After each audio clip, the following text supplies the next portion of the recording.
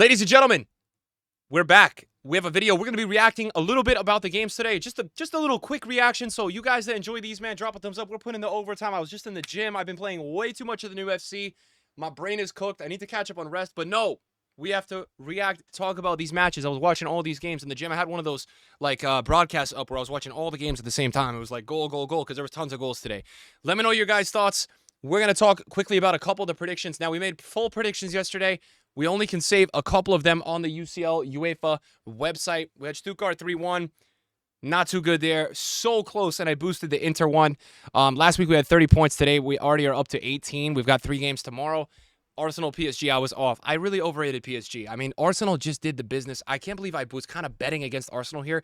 I said yesterday I thought it was going to be 2-1 or 1-1 in favor of Arsenal. But I was off, man. They did very well today. One breaking story, 2 breaking news that I want to talk about with you guys, okay? Live Score just tweeted out Manchester City are 1 game away from equaling the longest ever unbeaten run in UCL history, okay?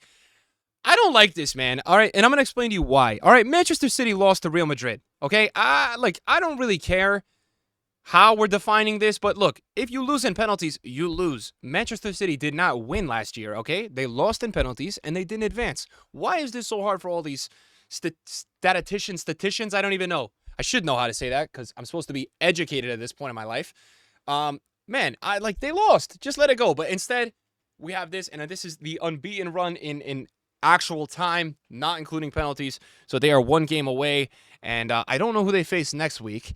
It's the 22nd in Champions League. They will play against Sparta Praha. They'll probably win that, and then after that, they play Sporting. So they have a really good chance to break this record. I put it in quotations because I don't count it. Other breaking news that I want to talk about is freaking Dortmund, man. All right?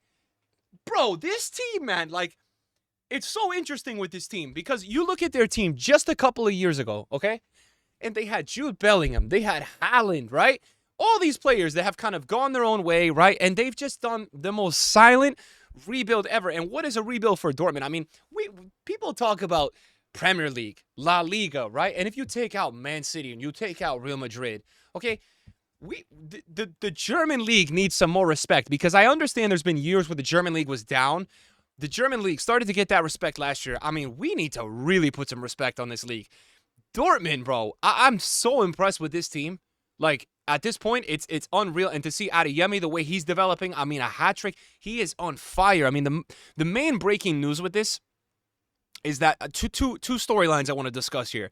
Adeyemi is on fire, okay? He's got 3 goals and 2 assists last 2 matches. We talk about, let's say, last 5 matches. All right, he's got 5 goals and 3 assists. He's going crazy. He's playing amazing. It took a little while with Adeyemi, he's still 22, very young. But I think some people expected more from him around 19 and 20. And it's just, look, everyone's going to take their time. And the other thing I want to say, I am so proud of Serhal Guirassy, and I'm going to explain to you why. Last season, I got to watch this guy, and I was like, oh my God, is he special.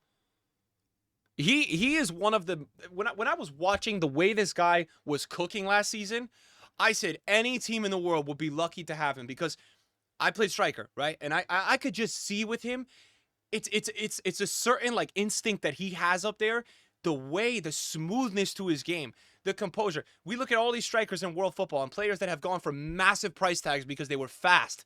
They had potential. They had this, okay? Serhal Guirassy at age 27, what he was doing last season, I couldn't even believe it. I'm like, I really haven't seen a striker this good in a really long time. And look, that's including all of the insanity of strikers that we currently have. Haaland, any of these guys, you could call me crazy. The flow and coolness to this guy's game, he is unreal. He's going right into Dortmund and absolutely balling, all right? He's got 3 goals in the Bundesliga already, and in the Champions League, in 100 minutes, he's got 3 goals. He's doing nothing but scoring goals. He has 6 goals in his last 4 games. This guy is on fire, and Dortmund are just, they're unreal. They're unreal. I mean, 7-1 against Celtic, who went out in week 1 and played really well. And look, I think I predicted a 3-1 for Celtic here. And I said, or for Dortmund. And I said, if Celtic could get a result today, this would be huge. Celtic fans watching this video, if you like them, don't be discouraged by this. It's 1 result. All right. You guys have a very favorable schedule. Nobody predicted you guys to beat Dortmund, okay? But those are my two storylines today. Dortmund, Guirassy, and Adeyemi. It's a pleasure to see. Let's go through. Let's break down a couple more of these results today, and talk a little bit about the predictions that we kind of had made. Because there's a couple that I do want to talk about here. So let's go to today. So Salzburg, Brest, I was off with that one. Brest right now, if you look at the Champions League table, they are at the top with 6 goals and 1 against. So incredible, man, to see that. I mean, that is just out of this world. We obviously just talked about that. Arsenal, PSG. I mean, Arsenal to me, it's crazy because people don't want to give Arsenal respect. I don't know why. I mean, I can understand why. I think they do play very defensive, and I can understand that you think they're kind of like a ratty team per se, but they're getting it done, man. They take their chances. They low-key kind of they play a little bit better than England. Like, it's not like they play bad, but they remind me a little bit of that, where they're just a really hard team to beat. Like, England is never the prettiest in these international competitions, but they do really well every year. They get really far, and they remind me a little bit of that. I mean, Arsenal totally. The Prem is Arsenal, City, and Liverpool. They're such a level above everyone else in that league right now. And look, it's not going to be pretty. It gives me the kind of the vibes of some of those Chelsea teams that were just really, really disciplined and would just get it done. Looking good. This is a huge result for them, especially with the way they started this competition last match week. So if you're an Arsenal fan, you guys should be very happy today. This is a massive win. PSG definitely are a team that is favorite to do pretty well this year, and so are you. So well done on getting a result. Barcelona continue to impress. We expected this. I mean, anyone that wasn't expecting this, you're probably stupid and don't watch football. I mean, Barcelona, you could just even see momentum-wise all over them today. I had Lewandowski in fantasy. We'll talk through that in a second. Looked really good. I mean, to the point where Yamal was just sitting there doing elasticos, and I'm like, Hansi, you should take him out because he's going to get hurt. And this other team was playing really, really, like, physical. So great win for Barca today. Nice bounce back. A couple losses recently. Good to see that.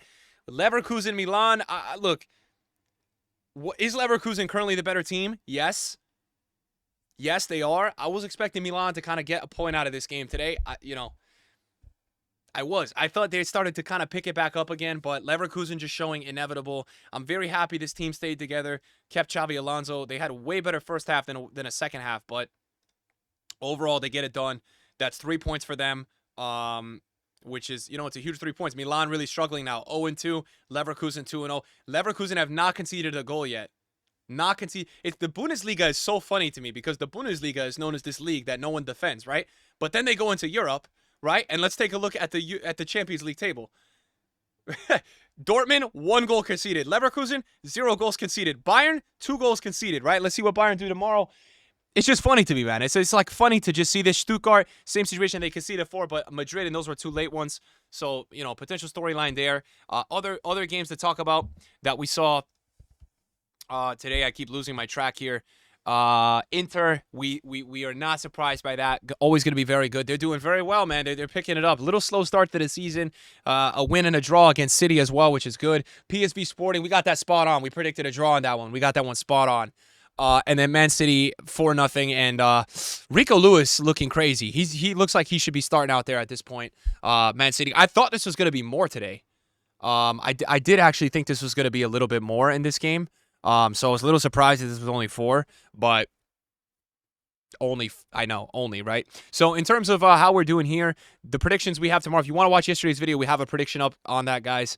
Let's go back here because I want to show you guys fantasy. I don't know if the bonus points are in. We brought in Lewandowski. I forgot to switch the captains in. Would have more points there. I kept it on Haaland because I really thought they were going to win by like 8 today. Wirtz and Yamal, not too much there today. Gabriel on the bench is really tough. But overall, I got a lot of points this week for my defense. So tomorrow, I sub in Musiala. I take out one of the midfielders, and I sub in Diaz.